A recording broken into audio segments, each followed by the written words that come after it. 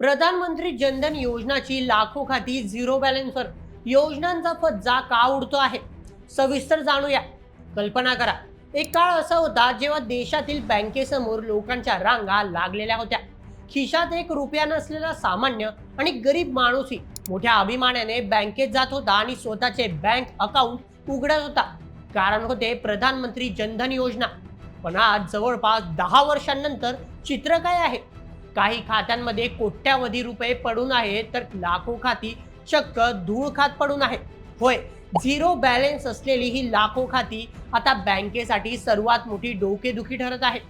आज आपण या जनधन योजनेचे वास्तव आणि चांगल्या सुरुवातीनंतर योजना कशा फेल होतात याचा सविस्तर आढावा घेणार आहोत. चला मग सुरुवात करूया आजच्या या व्हिडिओला. 28 ऑगस्ट 2014 रोजी जगातील सर्वात मोठी आर्थिक समावेशन म्हणजेच फायनान्शियल इन्क्लुजन योजना म्हणून जनधन योजना सुरू झाली होती. देशातील प्रत्येक कुटुंबाचे किमान एक बँक खाते असावे, हा यामागचा मुख्य उद्देश होता. गरिबांना बँकिंग, बचत, विमा आणि पेन्शन यांसारख्या सुविधा अगदी मोफत किंवा परवडणाऱ्या दरात मिळाव्यात म्हणून ही योजना आणली गेली. या योजनेचे सर्वात मोठे वैशिष्ट्य म्हणजे झिरो बॅलन्स, म्हणजेच खात्यात 0 रुपये असले तरी बँक कोणताही दंड आकारणार नाही. सोबतच 2 लाख रुपयांचा अपघात विमा आणि रुपे डेबिट कार्ड मोफत देण्यात आले. सध्या नंदुरबार जिल्ह्यातील 2014 पासून 12 राष्ट्रीयकृत बँकेच्या 102 शाखांमध्ये तब्बल 5,21,497 जनधन खाती उघडण्यात आली. यापैकी 4 लाख खात्यांमध्ये सध्या 50 कोटींपेक्षा अधिक रक्कम जमा आहे. थेट लाभ हस्तांतरणमुळे गॅस सबसिडी, पेन्शन, शेतकरी सन्मान निधीचे पैसे थेट गरिबांच्या खात्यात येत आहेत. यामुळे भ्रष्टाचाराला आळा बसला आहे. जिल्ह्यात तब्बल 1,26,475 खात्यांवर शून्य बॅलन्स आहे. बँकेने व्यवहार वाढावेत म्हणून 4,34,328 ग्राहकांना रुपे कार्ड वाटले, पण या खात्यांमधून कोणतेही व्यवहारच होत नाहीत. जरी या योजनेने गरिबांना बँकिंग सिस्टमशी जोडले असले तरी व्यावहारिक पातळीवर ही योजना अनेक अर्थांनी अपयशी म्हणजेच फेल ठरताना दिसत आहे. याची मुख्य कारणे: सर्वप्रथम, फक्त अनुदानाच्या आशेवर खाती उघडली. अनेकांनी बँकिंग सुविधा वापरण्यासाठी नाही तर सरकार खात्यात पैसे टाकणार आहे या अफवेमुळे किंवा केवळ अनुदानाचा लाभ घेण्यासाठी खाती उघडली. जेव्हा लाभ मिळाला नाही किंवा काम संपले तेव्हा त्यांनी खात्याकडे फिरकूनही पाहिले नाही. द्वितीय, आर्थिक साक्षरतेचा अभाव.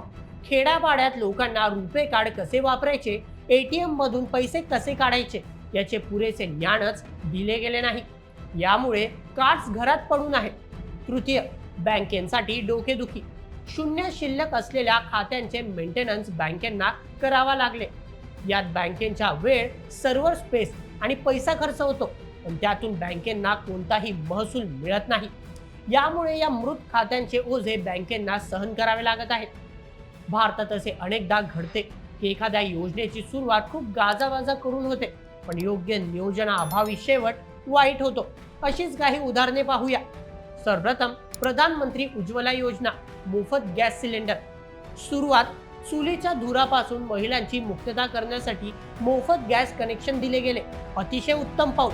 पण शेवट: आज सिलेंडरचे दर 800 ते 1,000 रुपयांच्या घरात गेल्याने अनेक गरीब कुटुंबांना सिलेंडर भरणे परवडत नाही. परिणामी मोफत मिळालेले सिलेंडर गंजत पडले आहेत आणि महिला पुन्हा चुलीकडे वळल्या आहेत. द्वितीय, स्वच्छ भारत अभियान, शौचालय निर्मिती. सुरुवात झाली. घरोघरी शौचालय बांधण्यासाठी सरकारकडून 12,000 रुपयांचे अनुदान दिले गेले. लाखो शौचालय बांधली गेली. पण शेवटी खेड्यापाड्यात पाण्याची सोय नसल्यामुळे किंवा लोकांच्या मानसिकतेत बदल न झाल्यामुळे अनेक ठिकाणी या शौचालयांचा वापर चक्क स्टोरूम किंवा गोठा म्हणून केला जात असल्याचे विदारक चित्र आहे. तृतीय, मुद्रा कर्ज योजना, मुद्रा लोन. सुरुवात: तरुणांना रोजगार आणि व्यवसाय सुरू करण्यासाठी विना तारण कर्ज देण्याची मोठी गोष्ट झाली. पण शेवट: टार्गेट पूर्ण करण्यासाठी बँकांनी अनेक अकुशल लोकांना कर्ज वाटले. व्यवसाय चालले नाही आणि आज बँकेचे हजारो कोटी रुपये थकीत कर्ज म्हणजेच NPA म्हणून बुडण्याच्या मार्गावर आहेत. मित्रांनो, कोणतीही योजना कागदावर कितीही चांगली असली तरी तिची प्रत्यक्ष अंमलबजावणी आणि लोकांची मानसिकता यावर तिचे यश अवलंबून असते.